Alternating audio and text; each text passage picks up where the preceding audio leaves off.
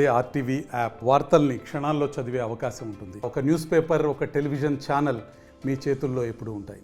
ఎంఆర్పిఎస్ రాష్ట్ర కమిటీ నిర్ణయం మేరకు ఈరోజు సిద్దిపేట జిల్లా కేంద్రంలో ఆందోళనలు నిర్వహించడం జరిగింది.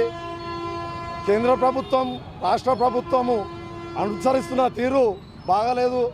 అలాగే కవితక్కను మొన్న అరెస్టు చేయడం మేము తెలంగాణ సమాజం జీర్ణించుకోలేకపోతున్నాం. అన్యాయంగా రాష్ట్ర ప్రభుత్వం, కేంద్ర ప్రభుత్వాలు ఒకటై కవితక్కను అరెస్టు చేశారు.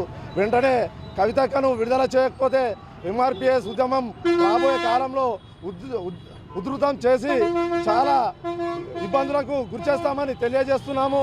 కేంద్ర ప్రభుత్వం ఇప్పటికైనా తెలుసుకొని వెంబడే కవితక్కను విడుదల చేయాలని ఎంఆర్పిఎస్ సిద్దిపేట పక్షాన కోరుతున్నాం. జై భీమ్, జై మాదిగ. మరిన్ని వీడియోస్ కోసం ఛానల్ ని సబ్స్క్రైబ్ చేయండి. లేటెస్ట్ అప్డేట్స్ కోసం వాట్సాప్ ఛానల్ ని ఫాలో చేయండి. అండ్ లింక్ డిస్క్రిప్షన్ లో ఉంది.